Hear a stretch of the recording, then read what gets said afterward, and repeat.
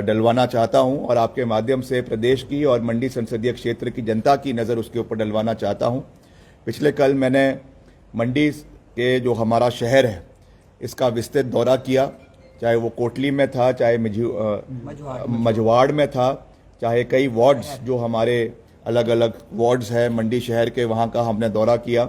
और शाम को हमने एक विस्तृत चर्चा हमारे व्यापार मंडल के जो साथी है, क्योंकि वो भी हमारे स्टेक होल्डर्स है यहाँ के विकास में, कारोबारी है, व्यापारी है, उनके साथ भी मैंने रात को चर्चा करी। और उन्होंने जो यहाँ के हमें मसले बताए हैं शिमला मंडी शहर के, वो मेरी प्राथमिकता रहेगी। चाहे वो आपके स्मार्ट सिटी बनाने की है, मैं पहले ये बात कह चुका हूँ कि स्मार्ट सिटी को बनकर रहेगी और इसके लिए 1000 से 1500 करोड़ रुपए का बजट केवल मंडी शहर के लिए हम लाएंगे। इसमें मैं नेता प्रतिपक्ष आदरणीय जयराम जी का बयान सुन रहा था। उन्होंने कहा कि स्मार्ट सिटी प्रोजेक्ट 2024 में ख़त्म हो जाएगा। मैं विनम्रतापूर्वक यह कहना चाहूँगा कि हो सकता है कि स्मार्ट सिटी 2.0 जो है वो ख़त्म हो, मगर निश्चित तौर से आने वाले समय में नई स्कीम इसकी शुरू होगी। जैसे प्रधानमंत्री सड़क योजना के माध्यम से 1, 2 और फिर 3 ट्रांच 3 प्रोजेक्ट्स चले हुए हैं। हमको पूरा विश्वास है कि आने वाले समय में ये होगा। और शहरी विकास मंत्री होने के नाते प्रदेश का मैं गंभीरता के साथ विद फुल रिस्पॉन्सिबिलिटी ये बात कह सकता हूं कि इसकी प्रक्रिया हमने पहले ही शुरू कर दी है। और चुनावों के बाद जो है मंडी शहर को शिमला और धर्मशाला के तर्ज पर स्मार्ट सिटी से जोड़ा जाएगा।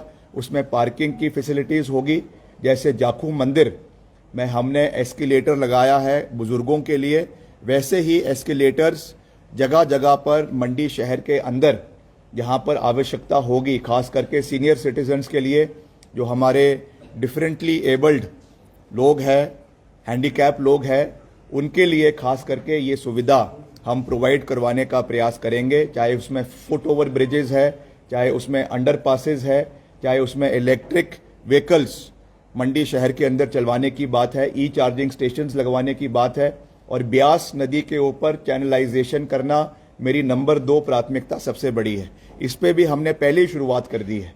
जब हमको त्रासदी में इतना बड़ा नुकसान हुआ, हमने एक डिटेल्ड प्रोजेक्ट रिपोर्ट आपके कुल्लू से लेकर मंडी तक इसको बनाने का एक फैसला लिया है।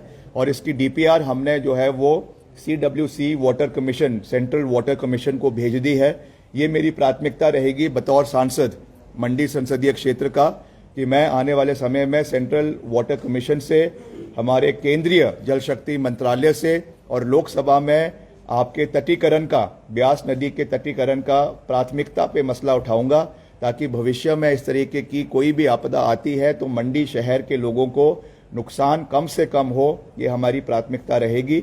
और उसी तर्ज पे जो हमारा ब्यास नदी है, उस पे जो हमारा पंचवक्तर मंदिर है, उस के कम से कम हमारा जो 1 किलोमीटर का स्ट्रेच होगा, उसमें हम एक बेहतरीन जो है रिवर फ्रंट का वहाँ पे निर्माण करवाएंगे, जिसमें बहुत सी फैसिलिटीज़ हमारे लोगों के लिए, बुजुर्गों के लिए, बच्चों के लिए, पार्क्स, और वहाँ पर जो है टहलने के लिए उनको वहाँ पर सुविधाएं मिले, बेंचेस लगाए जाए, उसका ब्यूटिफिकेशन लाइटिंग के माध्यम से हो, ताकि शाम की आरती जो है वो हरिद्वार के तर्ज पर, वाराणसी के तर्ज पर आपके जो है वो यहाँ पर ब्यास नदी पर मंदिर के सामने करवाई जा सके। और